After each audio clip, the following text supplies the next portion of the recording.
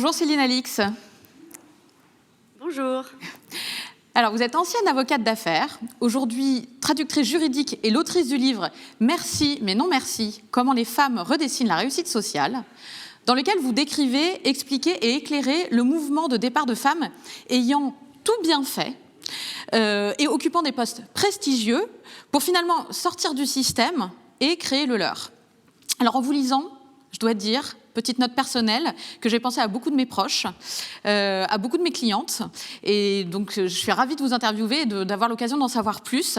Déjà, d'en savoir plus sur vous, car ce livre parle également de vous, de votre parcours. Donc, est-ce que vous pouvez nous dire pourquoi ce livre, quel est votre parcours, le déclic professionnel qui vous a amené à ce changement et ensuite à interviewer, à rencontrer ces femmes qui, comme vous, avaient changé? Alors, ce livre est né d'abord de mon expérience personnelle, en effet. J'ai été avocate d'affaires dans un cabinet anglais, puis dans un cabinet américain pendant 8 ans. Et il y a 10 ans, j'ai décidé de quitter cette profession pour embrasser celle de traductrice juridique. Et je me suis installée avec 7 autres anciennes avocates avec lesquelles j'avais pu travailler lors de mon précédent métier. Et nous avons fondé donc un réseau de traductrices juridiques. J'ai eu envie d'écrire sur ce sujet parce que je me suis aperçue que parmi les avocates d'affaires notamment, il y avait beaucoup de femmes qui, comme moi, au bout d'un certain temps, abandonnaient la profession. Et je me suis dit que c'était quand même dommage, dans un premier temps, de voir que toutes ces femmes qui avaient tout bien fait, qui avaient fait les bonnes études, qui avaient fait les bons stages, qui avaient fait les bons premiers pas professionnels, abandonnaient ces carrières prestigieuses. Je me suis également aperçue que ce phénomène n'était pas limité aux avocates et donc à mon métier, et que autour de moi, dans mon milieu, j'avais beaucoup de femmes anciennes banquières d'affaires, anciennes directrices juridiques, directrices de la communication, directrices générales, qui elles aussi avaient fait le choix, au bout d'un moment, d'abandonner leur métier à responsabilité pour travailler autrement et travailler à leur façon. Et donc, je me suis dit qu'il y avait quand même quelque chose à dire là-dessus, puisque c'est un sujet dont on ne parle pas. Ces femmes, on ne les connaît pas. Il n'y a pas de chiffres sur ce phénomène. Et je me suis dit qu'il était intéressant d'en parler parce que ça révélait un problème plus profond dont il fallait peut-être s'emparer à un niveau plus général. Alors, justement, on a envie de savoir qui sont-elles, ces femmes? Qu'est-ce qui les caractérise, les réunit? Alors, donc j'ai choisi un échantillon d'une 50aine de femmes. Elles ont quand je les ai interviewées, elles avaient entre 37 et 55 ans. Je voulais des femmes qui avaient une expérience professionnelle, donc qui étaient forcément d'un certain âge. J'ai voulu aussi interviewer des femmes de plusieurs secteurs, donc ça va de la grande distribution au luxe. Je vous l'ai dit, les banques d'affaires, les avocates d'affaires, les télécommunications, etc. J'ai essayé d'avoir un regard sur plusieurs secteurs de l'économie. Et ce sont des femmes qui ont eu un peu toute la même histoire, c'est-à-dire que c'était pour beaucoup des premières de la classe, des femmes qui, comme vous le disiez, ont tout fait bien. Elles ont fait les bonnes études, les bons choix professionnels. Et une fois arrivées au sommet, ou quasi au sommet, elles se sont dit, mais en fait, merci, mais non merci. Le modèle de réussite qu'on me propose ne me convient pas. Moi, si on m'avait demandé mon avis, j'aurais créé un monde du travail différent, avec d'autres méthodes, d'autres approches, d'autres manières de faire. Et donc maintenant, c'est ce que j'ai envie de faire. Et donc, je quitte le système dominant pour créer mon propre modèle. Alors, quand on vous écoute et quand on vous lit, on a notamment beaucoup entendu parler de votre livre dans la presse, on peut avoir une tentation qui est de se dire, mais en fait, ces femmes, finalement, on n'est pas en train de parler de femmes privilégiées, voire de femmes bien nées, installées, pour qui l'argent n'est pas une donnée? Alors, déjà, je vais faire une différence entre les femmes bien nées et les femmes privilégiées. Les femmes que j'ai interviewées ne sont pas forcément bien nées. En revanche, elles ont été privilégiées dans le sens où elles ont été poussées par leurs parents à faire des études, encouragées. Elles ont fait des études, elles ont travaillé pour être là où elles sont. Et donc, au moment où elles ont quitté leur emploi, leur poste, elles étaient privilégiées. Mais ce ne sont pas forcément des femmes bien nées. De même, l'argent est une donnée pour elles. Ce sont des femmes qui ont été élevées par des mères qui étaient en plein dans la deuxième vague féministe, donc qui les ont encouragées, qui leur ont répété qu'il fallait qu'elles s'assument financièrement, qu'elles ne dépendent pas d'un homme. Ce sont des femmes qui ont l'indépendance financière chevillée au corps et pour lesquelles l'argent est une vraie donnée. Elles veulent s'assumer financièrement, elles continuent à s'assumer financièrement. D'ailleurs, elles ont fait des choix de nouveaux métiers qui leur permettent de gagner leur vie. Et l'argent est une donnée, mais il n'est peut-être pas forcément le but en soi de leur démarche professionnelle. Alors justement, on a envie d'en savoir plus. Quelles sont leurs motivations, leurs aspirations? Qu'est-ce qu'elles quittent d'un côté et qu'est-ce qu'elles espèrent de l'autre? Alors, ce qu'elle quitte et ce qui est revenu vraiment dans toutes les interviews, c'est à nouveau ces manières de faire, ces codes, ces rites qui finalement ont été mis en place par des hommes et pour des hommes, parce que je le répète souvent, mais le monde du travail finalement, il était existant quand les femmes sont arrivées. Elles sont arrivées dans un deuxième temps, donc elles sont arrivées dans un monde qui était déjà là, déjà créé, avec voilà, ces codes, ces tenues vestimentaires, ces horaires et ces rites. Et c'est vraiment ça, c'est pas le contenu du métier qui les gêne et qui les dérange, c'est la manière d'exercer le métier. Ces femmes, elles ont trouvé qu'il y avait beaucoup de temps perdu, beaucoup de présentéisme, beaucoup de manœuvres politiques, beaucoup de choses qui rendaient en fait leur travail moins efficace qu'elles ne l'auraient voulu. Ces femmes cherchent avant tout l'efficacité. L'efficacité est au cœur de leur vie professionnelle. C'est un objectif, c'est une source de satisfaction. Et à nouveau, si on leur avait demandé leur avis, et maintenant qu'elles peuvent le donner, elles travaillent de manière efficace, sans toutes ces choses qui viennent polluer la manière de travailler. C'est ça qu'elles quittent, et c'est ça qu'elles veulent dans leur nouvelle vie, et c'est vers ça qu'elles tendent, et que toute leur démarche professionnelle tend. Ok. Moi, je suis un peu curieuse aussi de voir du coup concrètement comment ça se traduit dans ce nouveau modèle, à minima dans les entreprises qu'elle crée. Comment ça se traduit concrètement, ce nouveau modèle? Alors, moi, j'ai identifié 3 choses. Ce sont d'abord des femmes qui découvrent la sororité professionnelle. Aujourd'hui, on a cette chose nouvelle qui est qu'il y a des femmes qui se regroupent entre elles pour créer des structures exclusivement féminines. On voit aussi qu'il y a des fonds d'investissement qui n'investissent que dans des sociétés créées par des femmes. Il y a vraiment un nouveau modèle en fait de la relation professionnelle qui est de voir 2 femmes travailler entre elles, comment elles font, quelles approches elles adoptent et comment ça marche. Donc ça, je trouve que c'est intéressant pour une femme d'expérimenter ça, la relation professionnelle avec une autre femme. C'est le premier point. Le deuxième point, c'est qu'elles mettent en place des espaces et des temps de travail différents, qui sont beaucoup plus poreux. Moi, les femmes que j'ai interviewées, ce qu'elles aiment, en fait, c'est mêler leur vie.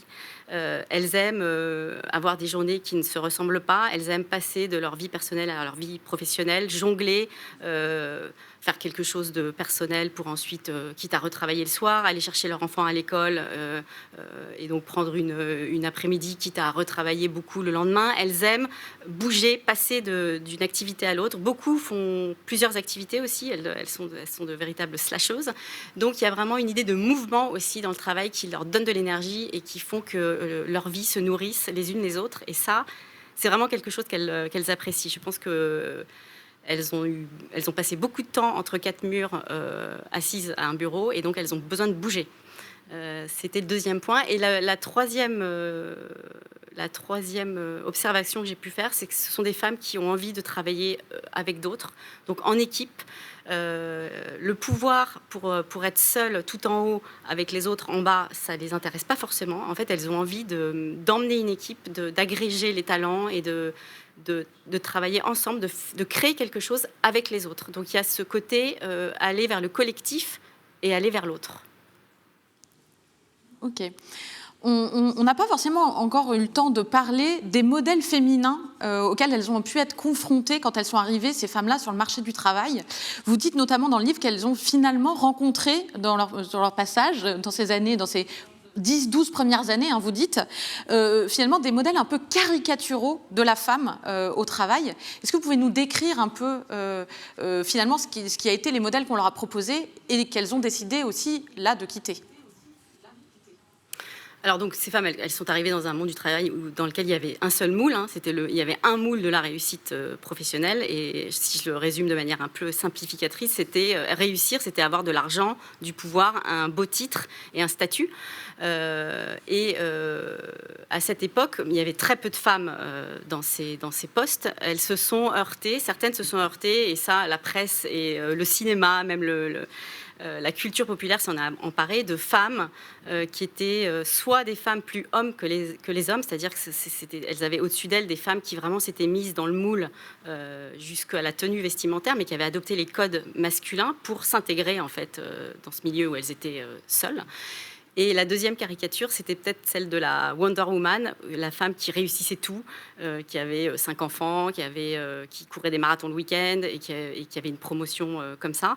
Donc ça, c'était des modèles qui étaient très intimidants pour elle et qui, je pense, correspondent à une génération, à une époque et auxquelles on n'a plus... Enfin, qui n'ont plus lieu d'être aujourd'hui, puisqu'il y a de plus en plus de femmes dans les sociétés. Et je pense que les femmes peuvent maintenant dépasser cette idée qu'il faut absolument qu'elles rentrent dans le moule pour s'exprimer plus pleinement et être vraiment elles-mêmes. Donc c'est vraiment une question de génération. Je pense que ces modèles-là, on n'en voit plus beaucoup dans les couloirs des entreprises et c'est tant mieux. Quand on vous lit, moi j'ai un moment j'ai eu la sensation que peut-être ces femmes dont vous parlez, quand elles arrivent sur le marché du travail, elles ne s'attendent pas à se trouver face à du sexisme.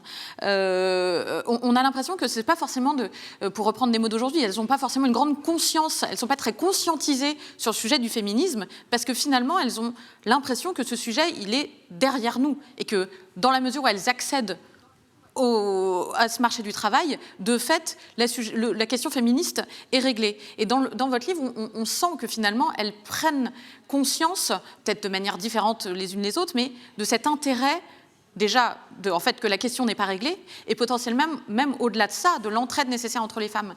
Est-ce que vous pourriez nous dire 2 mots de cela ? Oui, pour beaucoup, ça a été un peu un choc et donc ensuite une déception. Et moi, la première, hein, il faut savoir qu'en droit, à la faculté et à l'école du barreau, il y a beaucoup plus de femmes que d'hommes. Et dans les cabinets d'avocats, dans les juniors, il y a beaucoup plus de femmes que d'hommes. Donc en fait, au début, on arrive dans un cabinet d'avocats, on voit qu'on a plein de filles autour de nous et qu'il n'y a aucune raison que...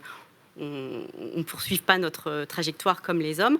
On s'aperçoit quand même assez vite que dans les cabinets d'affaires, en tout cas, les femmes ne représentent que 17% des associés et 83% des collaborateurs, donc que la pyramide, en fait, s'amenuise avec le temps.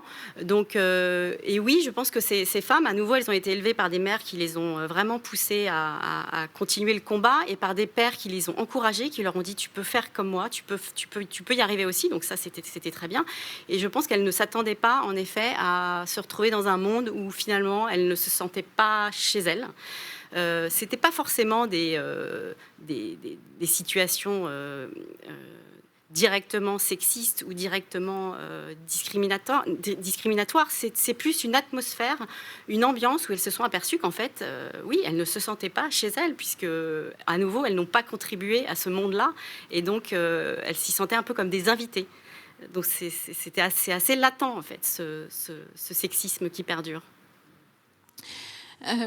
Donc on entend que donc ce mouvement de femmes, elles quittent donc ce monde qu'elles, pour reprendre les mots que j'ai pu lire dans le livre, qu'elles vivent un peu comme une absurdité, des réunions à répétition, des modes de fonctionnement qu'elles ne considèrent comme inefficaces en plus.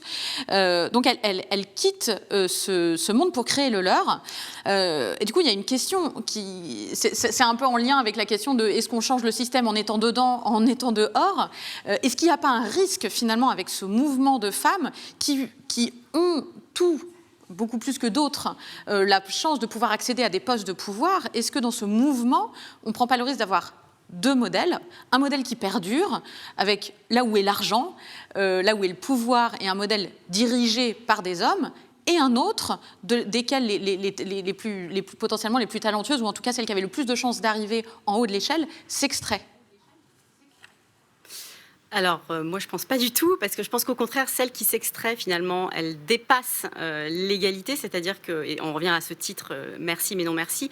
Donc maintenant, les femmes ont le droit sur le papier aux mêmes choses que les hommes, aux mêmes droits, mais elles sont arrivées à un point, enfin, le féminisme est arrivé à un point où on peut maintenant décider de quelle chose il s'agit.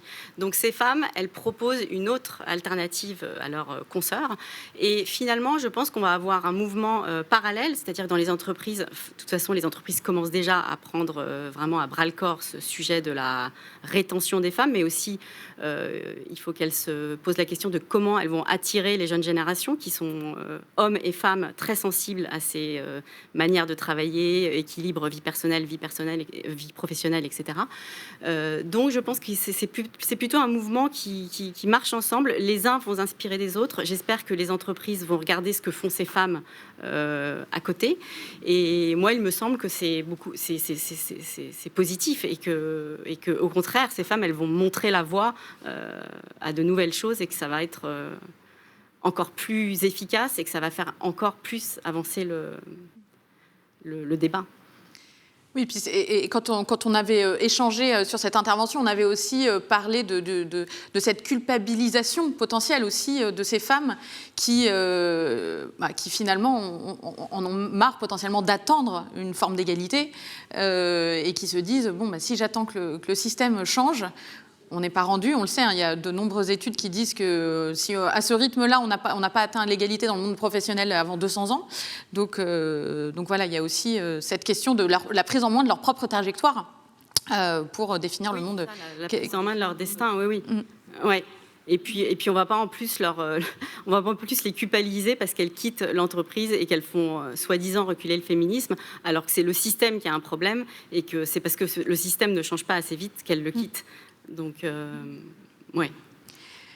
Alors, avant de passer aux questions des internautes, moi j'avais une dernière question. Ma question, c'est ces cinquantaines de femmes qui finalement, pas forcément de manière consciente, initialement définissent un nouveau modèle où l'argent n'est pas, il n'y a pas que l'argent. L'argent est une donnée, vous l'avez dit, mais il n'y a pas que ça.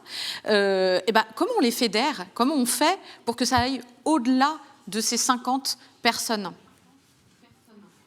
Alors déjà, en parlant, je pense qu'elles vont décomplexer et déculpabiliser de nombreuses autres femmes. Elles créent elles-mêmes des structures qui ont des salariés, ont des collaborateurs, travaillent avec des freelances, etc. Donc elles créent aussi de l'emploi et des relations professionnelles. Donc je pense que avec un effet boule de neige, j'espère que ça va à nouveau décomplexer et déculpabiliser les autres femmes, mais aussi les hommes qui, j'imagine, ont aussi des aspirations différentes aujourd'hui et ont d'autres attentes du monde professionnel et une autre définition de la réussite professionnelle qui englobe toutes les vies. Et donc, ils pourront aussi se retrouver dans cette approche. Oui, on le dit souvent, les hommes aussi ont à gagner du féminisme, donc qu'ils n'hésitent pas à soutenir, à être des alliés des féministes. Voilà. Alors peut-être que si en régie on peut m'afficher, on me dit qu'il y a eu des questions en ligne des internautes. Je ne sais pas si vous les voyez, vous, Céline. Je vais vous en faire le relais. Non. Déjà, il y a une question, et c'est vrai que c'est une question qu'on avait abordée ensemble, c'est est-ce que ce mouvement de départ est lié ou pas avec l'arrivée d'un premier, deuxième, voire troisième enfant? Alors ça, c'est une question très intéressante. Alors, je vais y répondre déjà de manière très personnelle. Moi, j'ai décidé de quitter la profession d'avocat. J'étais célibataire, donc sans mari, sans compagnon, sans enfant. Donc, j'avais déjà réfléchi à tout ça avant même d'avoir un enfant. Il est évident que tous ces sujets que je soulevais, les réunions qui n'en finissent pas, les pertes de temps, les manœuvres politiques, etc., deviennent de plus en plus insupportables quand on a des enfants et qu'il faut qu'on rentre à la maison de manière très rapide pour s'occuper de sa deuxième vie.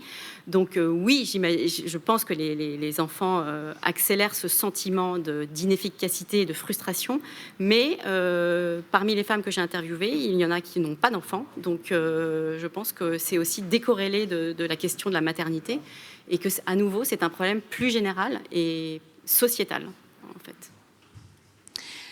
Alors, on a une question d'un ou d'une internaute qui nous demande, mais comment on fait concrètement pour changer les codes masculins du travail Est-ce que vous avez, je ne sais pas si vous avez une réponse, Céline, ou une piste. En tout cas, qu'est-ce que ça vous évoque, cette question? Une question pas facile. Mais moi, je pense qu'il faut en parler. En fait, et puis surtout, il faut embarquer les hommes dans la discussion parce que, à nouveau, eux aussi ont à gagner de ce décloisonnement vie personnelle, vie professionnelle. Tout le monde a à y gagner d'en finir avec cette idée qu'on arrive au bureau comme si on n'avait pas d'autre vie et on parle surtout pas de sa vie personnelle, on parle surtout pas de ses fragilités, de ses impératifs, etc. Donc j'ai envie de dire, il faut prendre le problème comme un problème général à nouveau, embarquer tout le monde dans la discussion et voir comment on peut changer tous ces codes et faire du monde du travail un monde plus agréable pour tout le monde. C'est ce que je préconiserais. Autre question. Alors, je ne sais pas si vous avez eu l'occasion d'en parler avec les femmes que vous avez interrogées, mais on a une internaute qui nous dit « Les femmes que vous évoquez, qui décident de redonner du sens à leur vie professionnelle, sont peut-être des femmes au potentiel intellectuel. Le HPI est très peu détecté chez les femmes et c'est vraiment un axe d'amélioration et d'empowerment. » Alors, il n'y a pas vraiment de question, c'est plutôt un commentaire. Je ne sais pas si ça a été l'objet de discussion avec les femmes que vous avez interrogées. Est-ce que vous pouvez nous dire quelque chose là-dessus? Alors non, moi j'ai un petit peu entendu parler de ce diagnostic, mais j'avoue que non, pas du tout. En tout cas, aucune des 50 que j'ai interviewées ne m'a parlé de ce haut potentiel intellectuel. Malheureusement, j'ai pas trop de réponses là-dessus parce que je connais mal le sujet, donc je ne peux pas vous répondre malheureusement. Alors moi, je me permettrais éventuellement d'en dire deux mots de ce que j'en sais, ce que j'en ai pu en observer, puisque ça nous arrive, moi ça m'arrive d'accompagner des profils au potentiel intellectuel. Et c'est vrai qu'on observe notamment une tendance de la volonté de mettre ses compétences, son temps, son énergie au service de quelque chose qui a du sens au-delà d'un travail qu'on est capable potentiellement de faire. Donc j'irai pas forcément plus loin, parce que j'ai pas beaucoup plus d'éléments que ça à dire, mais voilà, c'est vrai qu'on observe une tendance, voilà, avec une volonté de se mettre au service de quelque chose de plus grand que soi. D'autres questions arrivent en même temps qu'on en parle. Alors, on a parlé de ce mouvement de femmes qui quittent pour créer leur propre modèle. Est-ce que vous avez eu l'occasion? Il y a une question, c'est y a-t-il espoir que ces femmes puissent transformer les entreprises de l'intérieur au lieu de les quitter? Est-ce qu'éventuellement, dans vos entourages, vous avez aussi des femmes qui décident finalement de rester et d'essayer de faire avancer la cause de l'intérieur? Alors, dans celles que j'ai interviewées, non, je les ai interviewées parce qu'elles étaient parties. En revanche, beaucoup n'excluent pas de revenir. Donc, je pense qu'effectivement, après un passage en indépendante ou en libérale, etc., si elles reviennent dans des grosses structures, elles auront beaucoup à apporter de leurs expériences en tant que décideuses d'approches et des manières professionnelles. Donc oui, je pense qu'elles peuvent aussi, bien sûr, le transformer de l'intérieur. Et à nouveau, j'espère que la démarche de ces femmes va pouvoir inspirer et faire exemple auprès des grandes entreprises et des grands groupes.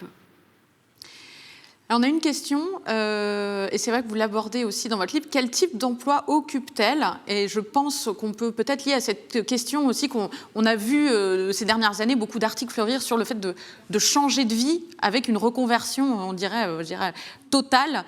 Est-ce que là, on est dans ce cas-là? Est-ce que vous pouvez nous en dire un peu plus?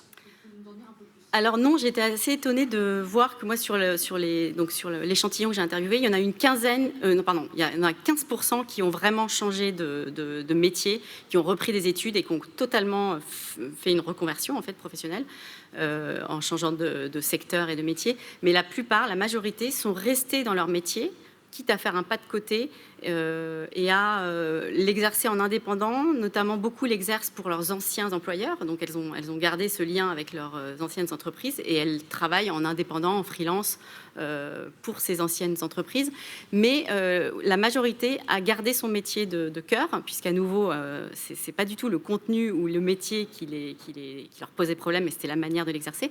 Donc, elles sont restées dans leur métier et dans leur profession, mais elles l'exercent à titre indépendant, pour beaucoup. Sous forme il y en a qui ont créé des start-up, des petites structures, mais ce sont toujours les mêmes. Elles sont toujours dans le même métier. Alors, c'était la dernière question envoyée par nos internautes.